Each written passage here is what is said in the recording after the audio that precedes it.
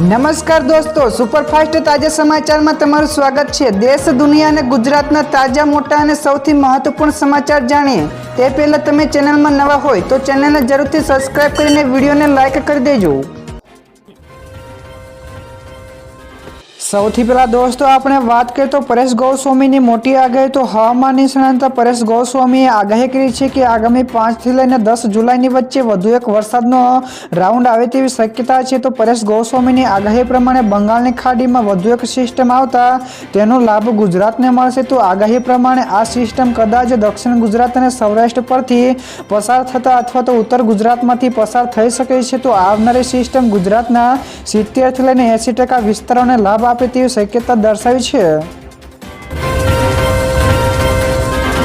તો દોસ્તો બીજા સૌથી મોટા સમાચાર સામે આવ્યા છે। હવામાન વિભાગે પણ કરી મોટી આગાહી। જ્યાં દોસ્તો રાજ્યના હવામાન વિભાગ દ્વારા રાજ્યના 12 જેટલા જિલ્લાઓમાં ભારેથી અતિભારે વરસાદની આગાહી કરવામાં આવી છે।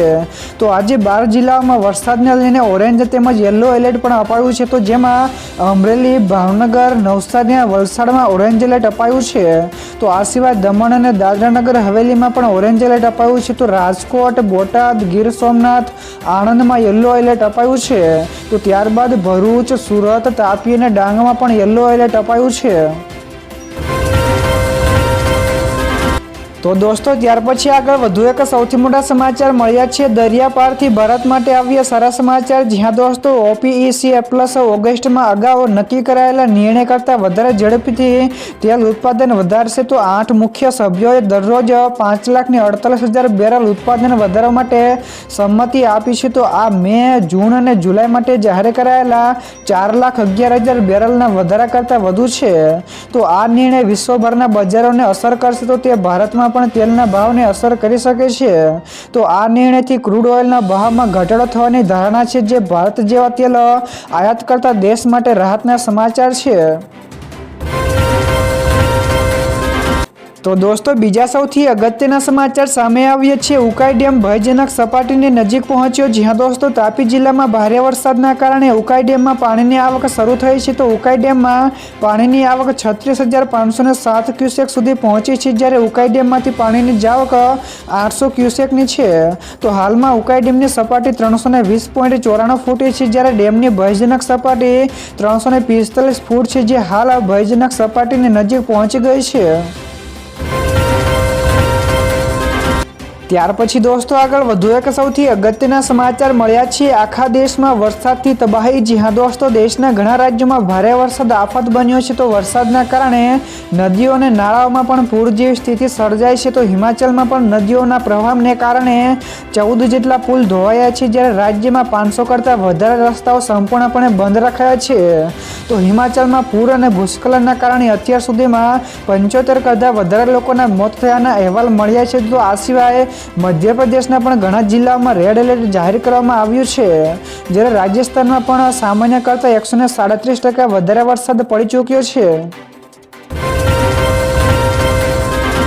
ત્યારબાદ દોસ્તો ફટાફટ આગળના બીજા સમાચારની વાત કરવામાં તો ખરાબ સમાચાર તો વાવાઝોડા અને પૂરના કારણે 43 કરતાં વધારે લોકોના મોત થયાના અહેવાલ છે। જ્યાં દોસ્તો અમેરિકાના ટેક્સાસથી ખરાબ સમાચાર મળ્યા છે। તો ત્યાં વાવાઝોડા અને પૂરના કારણે 43 જેટલા લોકોના મોત થઈ ચૂક્યા છે।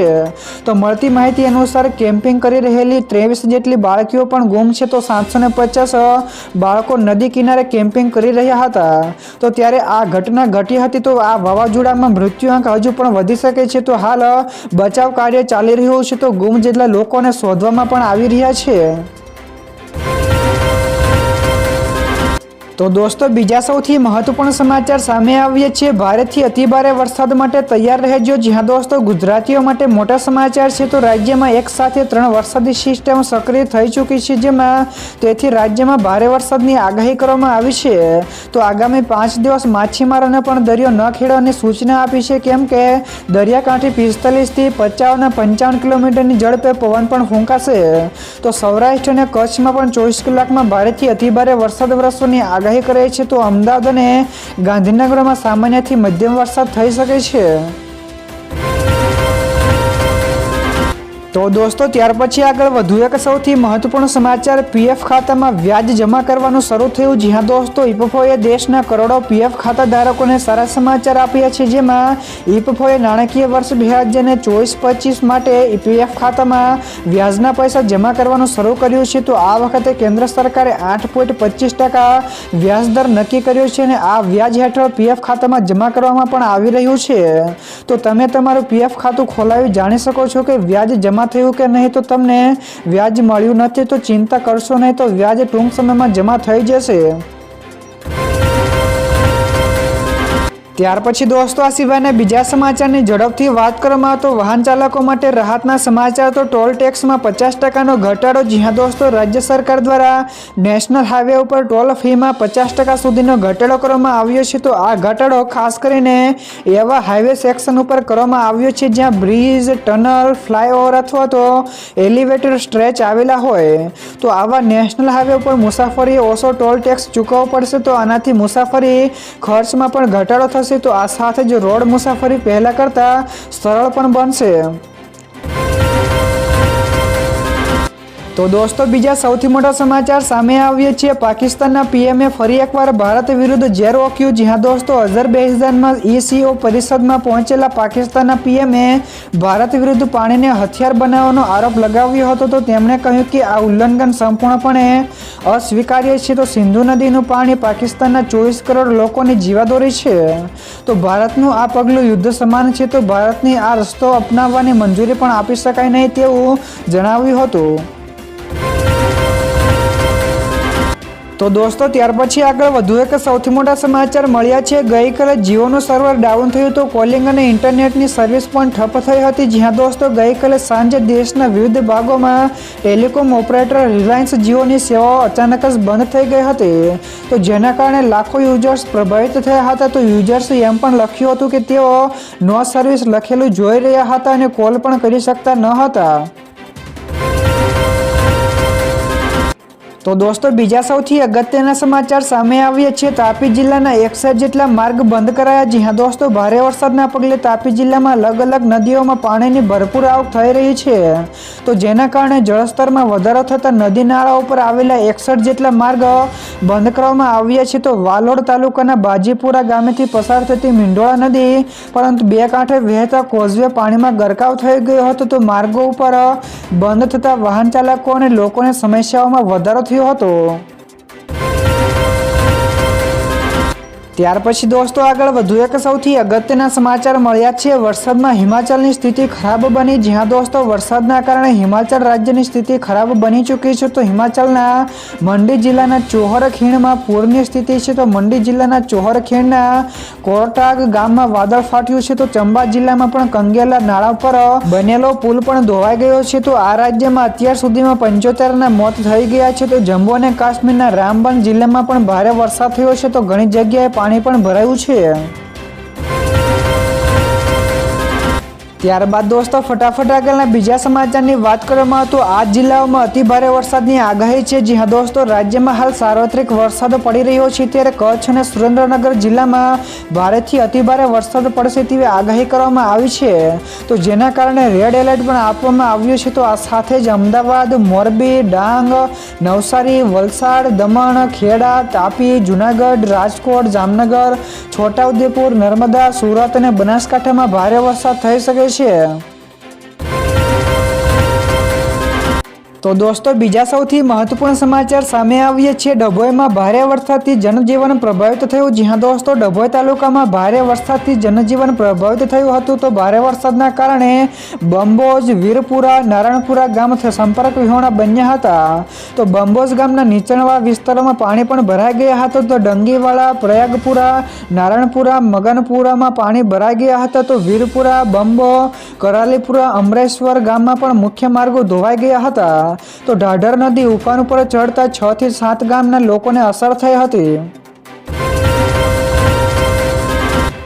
તો દોસ્તો ત્યાર પછી આગળ વધુ એક સૌથી મહત્વપૂર્ણ સમાચાર મળ્યા છે। ગઈકાલે કચ્છમાં પણ ધોળાવીરામાં ધોધમાર વરસાદ 6 ઇંચ વરસાદ પડ્યો। જ્યાં દોસ્તો કચ્છમાં આવેલા ખદીર બેટમાં વરસાદની ધમાકેદાર એન્ટ્રી થઈ છે। તો ભારે વરસાદના કારણે ખદીર પંથકમાં નદી નાળા છલકાઈ ગયા હતા। તો મોટાભાગના માર્ગો અને ખેતરોમાં પાણી પણ ભરાઈ ગયા હતા। તો રવિવારની રજાએ હડપ્પીય સાઇટની મુલાકાતે આવેલા પ્રવાસીઓને પણ મુશ્કેલીઓનો સામનો કરવો પડ્યો હતો। તો ખાવડા તરફના રોડ ટુ હેવન માર્ગ અને રાપર તરફના માર્ગો ઉપર પણ પાણી ફરી વળ્યા હતા।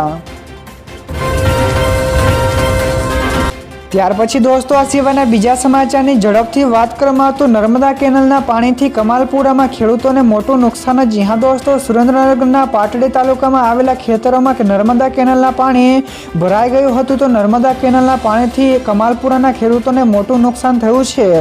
તો કમાલપુરા ગામના ખેતરોમાં કેનાલનું પાણી ફરી વળતા 500થી વધારે વીઘામાં જમીનોમાં ઊભા પાકને નુકસાન થયું છે। તો આ નુકસાનની રકમ આશરે 2 કરોડ રૂપિયાથી વધુ હોવાનું અંદાજવામાં આવ્યું છે। તો વળતરની માંગ પણ કરવામાં આવી રહી છે। તો દોસ્તો બીજા સૌથી મોટા સમાચાર સામે આવ્યા છે। વરસાદ અંગે રાહતના સમાચાર છે। જ્યાં દોસ્તો હાલ રાજ્યમાં સાર્વત્રિક વરસાદ પડી રહ્યો છે। તો ભારે વરસાદ વચ્ચે હવે રાહતના સમાચાર પણ સામે આવ્યા છે। જેમાં 12 જુલાઈથી મહારાજાનું જોર ઘટી શકે તેવી આગાહી કરવામાં આવી છે। તો હવામાન વિભાગે કરેલી આગાહી અનુસાર 6 તારીખથી એટલે કે 6 જુલાઈથી 11 જુલાઈ સુધી ઉત્તર ગુજરાત અને દક્ષિણ ગુજરાતમાં ભારેથી અતિભારે વરસાદની શક્યતા છે। તો દોસ્તો ત્યાર પછી આગળ વધુ એક સૌથી મોટા સમાચાર મળ્યા છે। પૂર્ણા નદીની સપાટી 21 ફૂટે પહોંચી। જ્યાં દોસ્તો નવસારી પંથક અને ઉપરવાસમાં પડેલા ભારે વરસાદના કારણે પૂર્ણા નદીની સપાટી 21 ફૂટે પહોંચી ગઈ છે। તો નદીની ભયજનક સપાટી 23 ફૂટ નિર્ધારિત છે। તો માત્ર 2 કલાકના ગાળામાં નદીની સપાટીમાં 3 ફૂટ જેટલો વધારો નોંધાયો હતો। તો તંત્રએ નીચાણવાળા વિસ્તારોમાં રહેતા લોકોને સાવચેત રહેવાની પણ સૂચના આપી છે। તો કટોકટીની પરિસ્થિતિમાં સંપર્ક માટે જિલ્લા તંત્રએ ઇમરજન્સી નંબર પણ જાહેર કર્યા છે।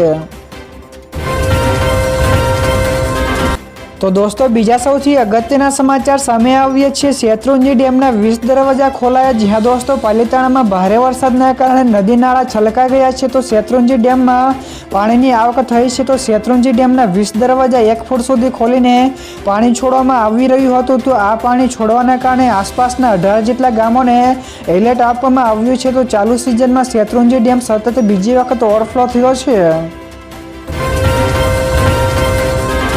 ત્યારબાદ દોસ્તો ફટાફટ આગળના બીજા સમાચારની વાત કરવામાં તો ચોમાસામાં રોગચાળો વધતા દવાઓ પણ મોંઘી થઈ છે। જ્યાં દોસ્તો રાજ્યમાં વરસાદી માહોલના કારણે પાણીજન્ય રોગચાળો અને વાયરલ ઇન્ફેક્શનના કેસો વધી રહ્યા છે। તો બીમારી વધતા બીમારીની દવાઓના ભાવમાં પણ વધારો થયો છે। તો સરકારી હોસ્પિટલોમાં દર્દીઓની સંખ્યામાં વધારો થયો છે, જ્યારે ખાનગી હોસ્પિટલોમાં પણ દર્દીઓની સંખ્યા વધી રહી છે।